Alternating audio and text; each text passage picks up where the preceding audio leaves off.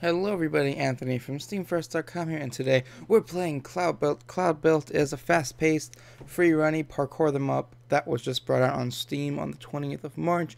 We're going to be taking a look at it in a video, but first I'm going to take a look at the main menu like I always do. I know I've kind of neglected to do that in the past couple of videos, and I feel kind of bad for that. So we're just going to do it this one. We're going to start doing that again. We have 4 buttons here. Continue new game options, exit. We're going to look at the options like always. We could see on the front page, there's we can adjust our mouse settings. Just a word of warning, the mouse sensitivity by default is pretty high. It's not all the way up here like most games, but I think it's around here by default. And I hope both of my mouse was showing. If my mouse isn't showing, it was about here by default. And I brought it down to here while I played. Yeah. And I'm also using a Razer mouse, the Naga 2014 to be specific, and I can go right into Razer Synapse and adjust my sensitivity there, which I actually ended up having to do as well because the sensitivity is pretty high. I also played with the axes inverted, and I don't know why everything got reset, but it did. Same with this stuff. Anyway, we have a video. We can adjust the resolution. I don't know why it started me here when I should be like... that's the biggest it goes. That's the closest to my screen, I guess, but we'll leave it here so I don't have to go through that whole thing. Window mode, so it's easier to record, and in case I need to tab out easier. I'm only using one monitor. Again, I have VSync off. FPS lock is at 120. You can adjust this, the FPS lock, obviously, and you can... I like it at 60, but I guess 120 is good. Same with this, you can adjust everything here. So that's good. You have a really wide array of things you can actually customize as far as options go, which is good. Like this, for instance, the draw distance. You could have that like as you want. So you could have like your effects and light draw distance, or the draw distance as a whole. And that's really good to kind of have that type of control. I guess if you don't have like as good as a machine as most people do, or if you're playing this on a laptop, then you can do that. Texture quality, you can adjust this. It starts at very low, medium, high, and then anisotropic filtering, which I just left at default. That goes up to 16. So yeah. Audio, which is the basic kind of audio customization things, master game music, and yeah, it's pretty. That of course everything started like back here, but then I made it pretty low. Controls. This is the whole control scheme right here. This is everything.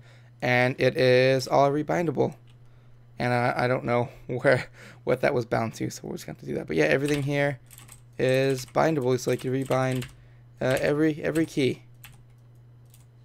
And yeah, so there you go. That's the options customization thing here, and we will jump into some gameplay. I will see you guys in a second.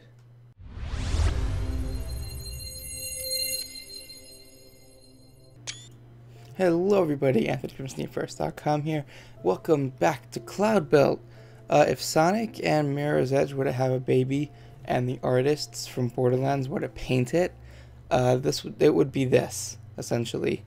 Cloudbuilt is a fast-paced parkour them up that follows Demi, a young veteran of war in a mental rehabilitation who's just trying to regain control of her own mind by completing a series of challenging trials put forth by her own imagination.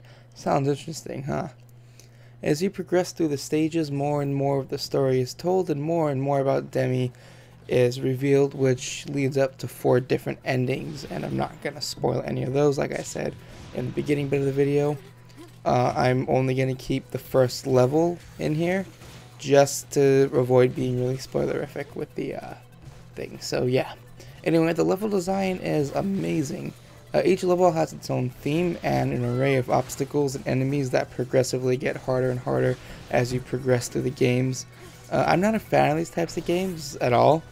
I mean, I hated Sonic and Mirror's Edge, but regardless, the levels here are absolutely beautiful, and that was enough to get me to finish the game at least once. There are really well done everything from the minor aesthetic things like the cracks in the walls or little rivets and bolts on the more mechanical looking levels, to the lighting and shading. It really does look like a professional production, and that is really nice. I applaud the developers on that. It's a really fast-paced game that does require a lot of precision and accuracy, and like I said in the beginning bit, The sensitivity is really high by default, and I actually have to go into my mouse's software to adjust that. And yeah, it's just a heads up for people playing the game. It might just be a minor thing on my end, but just in case, a quick heads up for you guys. That's actually my only issue with the game. The controls are really nice. The controls are really nice. The game itself looks really nice. The story's good. And yeah, there's not really too many complaints there. One thing that's just kind of a nitpicky thing, like I tend to have every video, is that it's kind of bright. The game's too bright in places. The lighting's too much, but that can be adjusted, I think.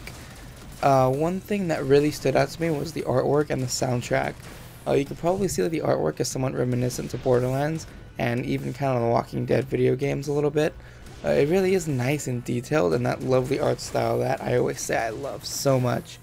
The artwork is great. I mean, the soundtrack is great as well. Sorry, it's a nice retro-sounding soundtrack that really goes amazingly well with the game. Surprisingly, there's a lot of detail that obviously went into this, both the art and sound, and well, the game as a whole. Really, like I mentioned above with the level design, so much detail was put into the artwork, like the shading and the line work and stuff along those lines. As much detail was put into the sound design as well. When Demi's close to a ledge or a missile turret, she sounds scared or kind of afraid. And when you stop running, she sounds tired. And in the middle of using your boosters, she sounds scared as well. I mean, all this, the story progression, sound effects, like the small little details like that make her seem like a real person, and that makes this experience a lot better. Just a quick little added on thing, the UI is also really easy to use. They're actually, in the sense that there isn't a UI, when you're playing as Demi's subconsciousness, you can use a computer little database in the room, and that's about as much of UI as there really is, so that's also really nice. That's about it for this video. I mean, overall, or for this review, sorry. Overall, the game is really good. It just came out the 20th of March. I'm sure there's a lot more that can be done. I'm not a fan of the genre, but kept playing solely because of how pretty the game is. And that I can never stand to give on something as simple as a game. I've completed every level last night. I played it almost all night and completed every level. I'd recommend to people who are fans of really fast-paced free-running games and the like, or Sonic fans who just want a different kind of environment.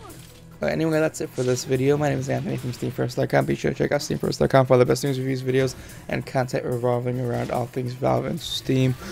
Oh, that's a really difficult thing to say every week. And of course, if you like this video, maybe you'd like some of my others, you can find me at my blog, livestream, Twitter, all that kind of social nonsense in the links below. Thank you guys for watching. I'll see you next time, and goodbye.